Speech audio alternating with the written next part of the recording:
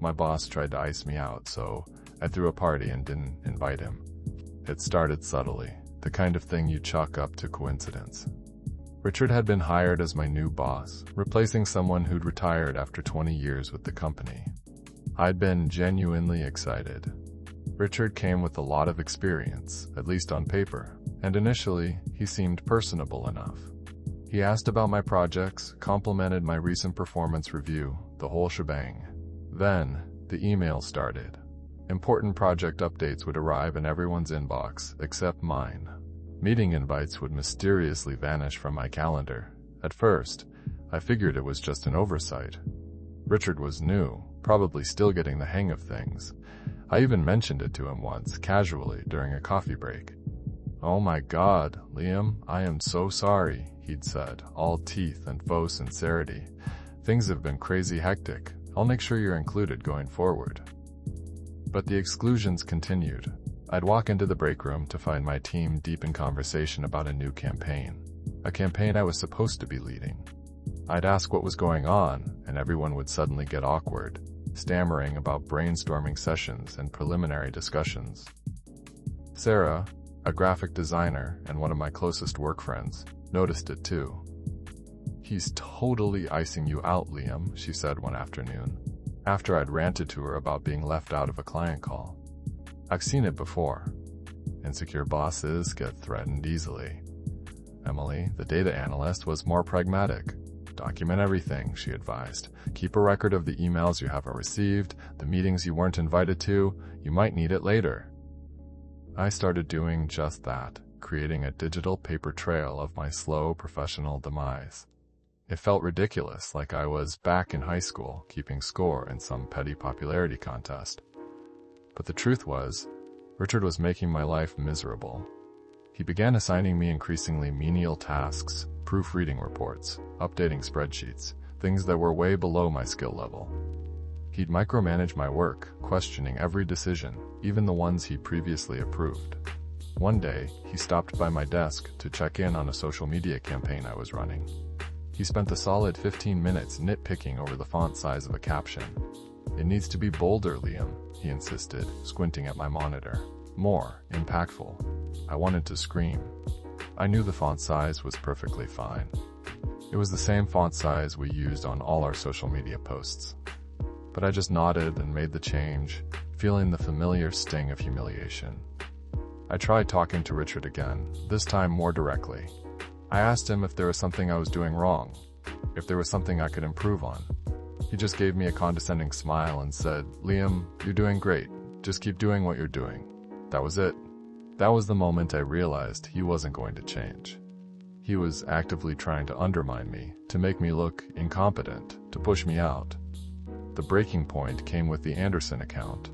Anderson was one of our biggest clients, and I'd spent weeks working on a new marketing strategy for them. I'd poured my heart and soul into the presentation, researching their competitors, analyzing market trends, developing innovative campaign ideas. I was genuinely proud of the work I'd done. The morning of the presentation, I arrived at the office early, feeling nervous but excited. I wanted to knock their socks off. I went to Richard's office to run through the presentation one last time. He looked up from his computer, a strange expression on his face. "Liam," he said, "I need to talk to you." My stomach dropped. "David wants to handle the Anderson presentation himself," he continued, avoiding eye contact. "He thinks it's important for him to be directly involved." David, the senior VP of marketing. He barely knew my name, but I created the presentation, I stammered. "I've been working on it for weeks." "I know, Liam," Richard said, his voice dripping with false sympathy. "And I appreciate all your hard work, but David's the VP. He makes the calls. So, I'm not going to be there?" I asked, my voice barely a whisper. "I'm afraid not," Richard said, finally meeting my gaze. "But don't worry, I'll make sure you get the credit you deserve." I knew he was lying. I knew he was going to take all the credit for himself. I walked out of his office, feeling numb. I went back to my desk and stared blankly at my computer screen. I wanted to cry, but I couldn't. I just felt empty. Sarah found me a few minutes later. "What happened?" she asked, her voice full of concern. I told her about the presentation. I told her about David. I told her about Richard. That son of a bitch, she said, her eyes blazing. He can't get away with this. Emily joined us, her expression grim. This is exactly what I was talking about, she said, pointing to my digital file. You have proof. You should go to HR. I considered it. I really did. But I knew it wouldn't do any good. Richard was too good at playing the game. He'd deny everything, twist the facts, make me look like the problem. I'm not going to HR, I said, shaking my head. I'm going to throw a party. Sarah and Emily exchanged confused glances. A party? Sarah asked. Yeah, I said, a slow smile spreading across my face. A party. A big one. And I'm not inviting Richard. The idea came to me in a flash, a perfect blend of petty revenge and reclaiming my social standing. I would throw a party to celebrate the company's recent success, a success that I had contributed to. I would invite all my colleagues, all my friends, all the people who actually appreciated me, and I would deliberately exclude Richard. It was childish, I knew. But it felt good. It felt like I was finally taking back control. Chloe, my girlfriend, was immediately on board. That's brilliant, Liam, she said when I told her about my plan. You deserve it. Planning the party was surprisingly therapeutic. I spent hours researching venues, creating a guest list, designing invitations. I wanted everything to be perfect. I wanted to show Richard exactly what he was missing. I chose a date that was close to the end of the quarter, a time when everyone would be in a celebratory mood. I found a cool loft space downtown with exposed brick walls and high ceilings. I hired a DJ, ordered catered food, and stocked the bar with plenty of drinks. The guest list was carefully curated. I invited all my close colleagues, Sarah, Emily, the rest of the marketing team, even a few people from other departments I'd become friendly with. I invited my friends from outside of work, people who knew me for who I was, not just what I did. And I made sure that every single person on the list knew that Richard was not invited. The invitations were elegant and understated, with a simple message, celebrating success. There was no mention of the company name, no mention of Richard, just a time, a date, and an address. As the party approached, I could feel the excitement building. People were buzzing about it at the office. Everyone knew it was my party, and everyone knew that Richard wasn't invited.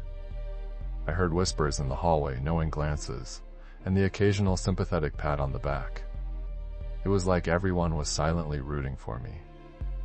The night of the party arrived, and I was a nervous wreck.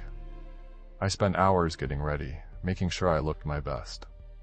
I wanted to project an image of confidence and success, even though I was secretly terrified that no one would show up. But as soon as I arrived at the loft, my fears were immediately put to rest. The place was packed. People were laughing, dancing, and mingling. The music was pumping, the drinks were flowing, and the atmosphere was electric. Sarah and Emily were among the first to arrive, and they immediately enveloped me in a hug. You did it, Liam, Sarah said, beaming. This is amazing. He's going to be so pissed, Emily added with a mischievous grin. The party was a huge success. People were genuinely having a good time, and I was the center of attention. I made sure to mingle with everyone, making small talk, telling jokes, and generally being the life of the party. David, the senior VP, even showed up. I was surprised to see him, but I greeted him warmly and introduced him to some of my colleagues. He seemed genuinely impressed by the turnout and the positive energy. He spent a long time talking to me, asking about my projects, my ideas, my future goals. He seemed genuinely interested in what I had to say. You've got a lot of potential, Liam, he said, clapping me on the shoulder. Keep up the good work. As the night wore on, I started to relax and enjoy myself. I was surrounded by people who cared about me, who appreciated me, who recognized my worth. It was a feeling I hadn't experienced in a long time. Then, I saw him. Richard was standing near the entrance, looking awkward and out of place. He was dressed in a suit, even though everyone else was in casual attire. He had a forced smile on his face, but his eyes betrayed his discomfort. My heart skipped a beat. I hadn't expected him to show up.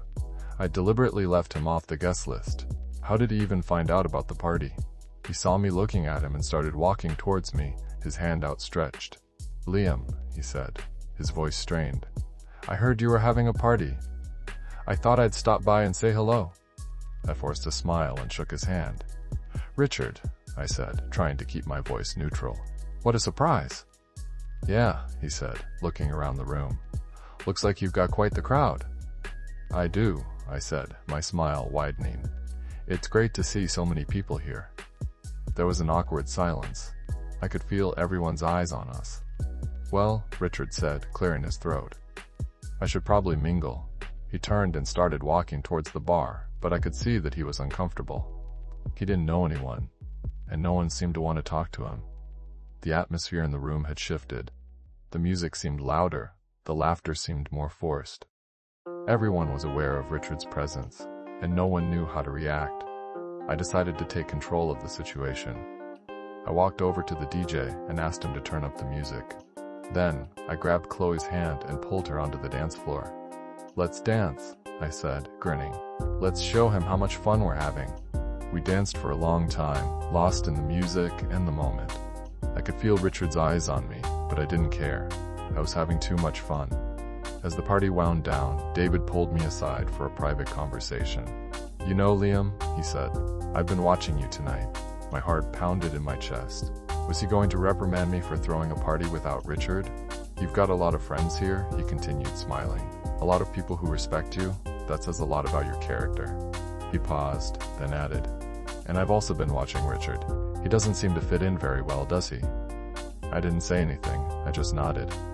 "Don't worry, Liam," David said, patting me on the back. "I see what's going on, and I appreciate your hard work and dedication. You're a valuable asset to this company." He winked, then walked away. The following Monday at work, the atmosphere was noticeably different.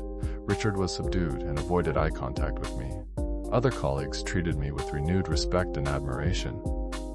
A few weeks later, Richard was reassigned to a different department. He was no longer my boss. He was no longer in a position of power over me. I never found out exactly what happened, but I heard rumors that David had intervened. I heard that he'd confronted Richard about his behavior and given him a stern warning. I didn't care. I'd won. I'd stood up to Richard, and I'd come out on top. The party became a legendary office anecdote, a symbol of standing up to workplace bullies and reclaiming one's own worth.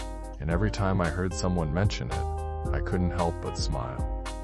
It was the pettiest, most satisfying revenge I could have ever imagined.